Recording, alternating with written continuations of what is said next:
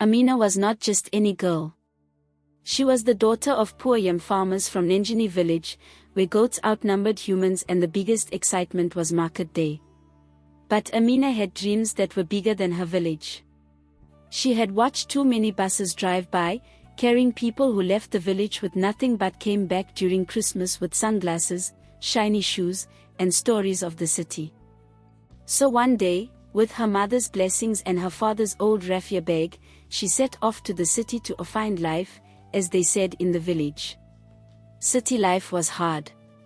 Amina sold roasted peanuts and bananas on the streets under the scorching sun, dodging cars and fighting for customers with other vendors who had sharper tongues and quicker hands. But she never complained. Every penny she made, she counted carefully, saved what she could, and sent a little back home so her parents could at least afford palm oil and kerosene. One busy Friday afternoon, just as the traffic jam was at its loudest, a well-dressed woman bought bananas from Amina and hurried back into her car. Minutes later, when Amina picked up the money, she noticed something lying on the dusty ground. A leather wallet, fat like a loaf of bread. Inside were cards, a thick stack of cash, and an ID. Amina's heart beat faster than the trotro horn nearby. For a moment, the thought crossed her mind. If I keep this, I can pay my rent, eat jollof every day, and even buy a new dress for church. But her mother's voice rang in her head. Amina, your name is like fresh palm wine. Don't let it turn sour. She waited for hours, expecting the woman to come back, but she never did. 2 days passed. Amina could no longer sleep at night. So she borrowed money from her friend Bato to make the trip to the address written on the ID. The house was not just a house. It was a mansion, the type Amina had only seen in movies. She almost turned back, fearing she would be accused of theft. But courage pushed her forward. The gate opened, and there she was. The woman from the market. When Amina handed over the wallet, the woman's eyes widened in shock. Young girl, do you know how much money is in here? Amina only nodded. You could have kept it. Yes, Amina replied softly, but then my sleep would have left me. The woman laughed. A laugh that sounded like music. She was so impressed that she offered Amina a job at her supermarket. From the very first day at the supermarket, Amina worked as though the store belonged to her.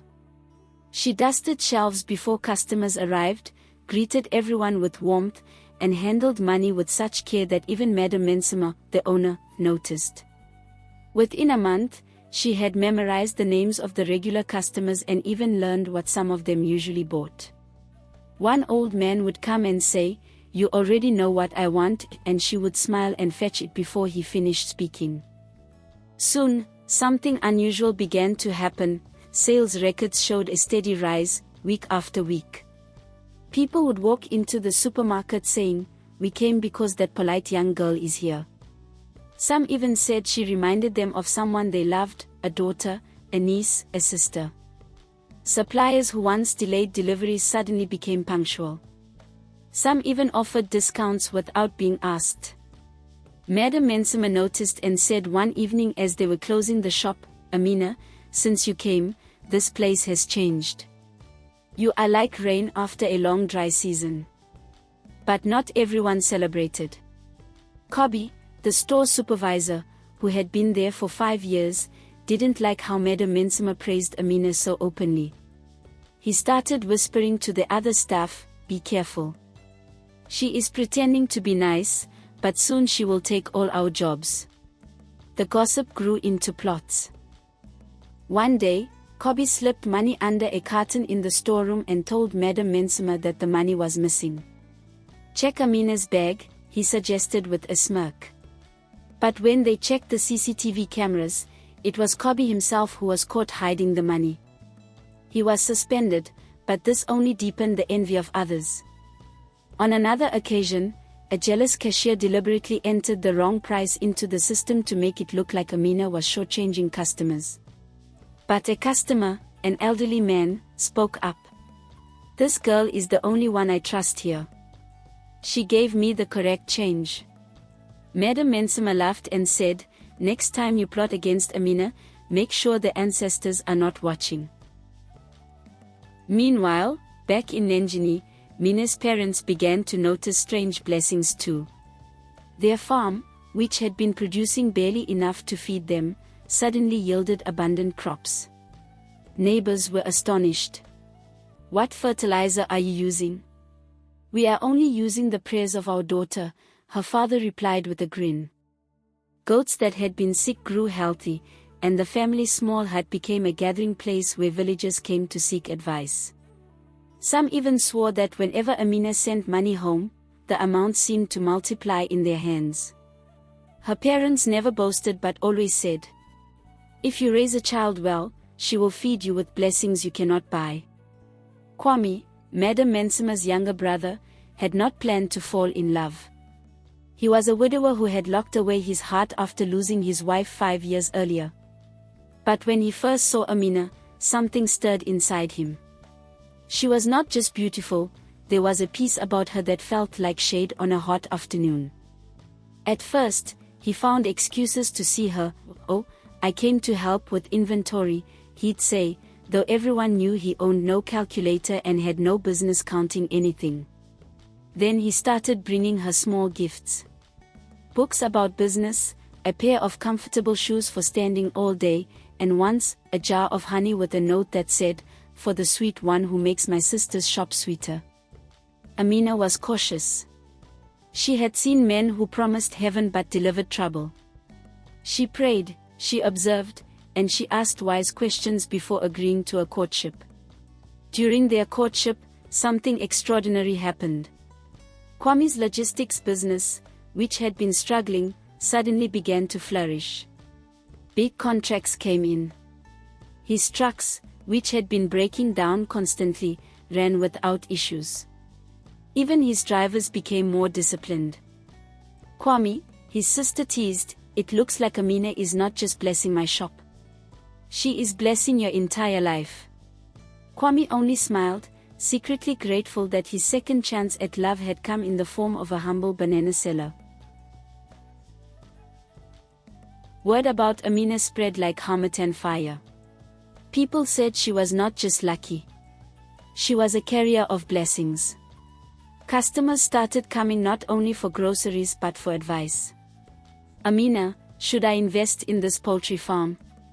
Amina, should I marry that man from the West? Even a pastor once asked her to pray for him before Sunday service. But blessings attract not just good people, they attract the greedy too. One afternoon, a man in a shiny suit and sunglasses approached Amina after work. He introduced himself as Mr. Ukazi, a business consultant. Young lady, I like your spirit, he said with a salesman's grin. Let's partner in a sure business deal. Double profit in 1 month. Amina laughed softly. If it is so sure, why are you asking me for help? Ukazi's grin faded. Because I want to share the blessings with you. Then go and share it with your own sister first, she said, and walked away. The staff laughed so hard that Ukazi never returned. Another time, a rival shop owner approached her secretly. You are wasting your talent here. I will build you your own supermarket. Just bring me a list of Madam Mensima's suppliers and prices, we will undercut her. Amina looked at him as though he had suggested she should steal a church bell. So you want me to trade my soul for a shop? If I wanted betrayal, I would have sold that wallet I found. The man left, muttering something about lost opportunity. Some staff members who had once ignored her suddenly became overly friendly. They brought her snacks, complimented her dresses, and even tried to invite her to secret parties. But Amina noticed something, they never smiled with their eyes. One evening, she overheard them plotting, if we can get her to drink, maybe she will say something foolish and Madam will fire her. So the next time they invited her out, she said, I will come, but only if my pastor can join us. They never invited her again. Then came the strangest encounter. A woman who sold charms in the market approached her and said, "You carry a strong light, my daughter. Let me make it stronger for you with this special powder. Just blow it into the shop every morning, and even the flies will bring you customers." Amina smiled politely and replied, "My light does not need powder. It is from God." The woman hissed and said, "One day you will come looking for me." But Amina never did. And business kept growing. It started as an ordinary Wednesday morning, the supermarket bustling with customers, Amina at the cash desk, her smile bright as usual. But underneath the cheerful hum of the store, jealousy had been simmering. Kobi, the suspended supervisor, had been secretly plotting revenge. He had gathered 2 other staff members who disliked Amina's rise. "This girl has bewitched Madame Mensima," Kobi said bitterly. "If we don't remove her, soon she will be manager and we will be nothing." Their plan was simple and cruel: burn down the storeroom, frame Amina for negligence, and make sure Madame Mensima lost faith in her. That evening, as the shop closed, Kobi sneaked into the storeroom through the back door. He had bribed a night watchman to look the other way. He poured kerosene on a pile of empty cartons, lit a match, and disappeared into the darkness. By the time the fire alarm rang, flames were dancing wildly in the storeroom. Customers screamed. Staff rushed to fetch buckets of water. Amina's heart pounded as she helped to evacuate people. In the chaos, someone shouted, "She was the last one seen in the storeroom this afternoon." Whispers spread quickly, "Maybe she caused it. Maybe the blessings have turned into curses." For the first time since she came to the city, Amina felt fear grip her throat. If she was blamed, everything she had worked for would be lost: her job, her reputation, even Kwami's love. But she didn't cry or run away. She stood calmly and said, "If I am guilty, let the truth expose me. If I am innocent, let the same truth defend me." Madame Mensima, though shaken, believed her. "I know your character, Amina," she said. "We will find out what really happened." 2 days later, the CCTV footage was reviewed. It clearly showed Kobi sneaking into the storeroom with a bottle. The bribed watchman was arrested and confessed everything, naming Kobi as the mastermind. When the news broke, the supermarket staff was stunned. Some apologized to Amina for doubting her. Others simply hung their heads in shame. Madame Mensima embraced Amina with tears in her eyes. "You are more than just an employee. You are my daughter." What was even stranger was what happened after the fire. The storeroom, though partly damaged, had actually revealed something hidden, an old unused section of the building that was perfect for expansion. Within months, Madame Mensima had turned the renovated space into a bakery section, which brought in more customers than ever before. People started saying, even when disaster visits her, it leaves blessings behind. Kobi was dismissed and left the city in disgrace.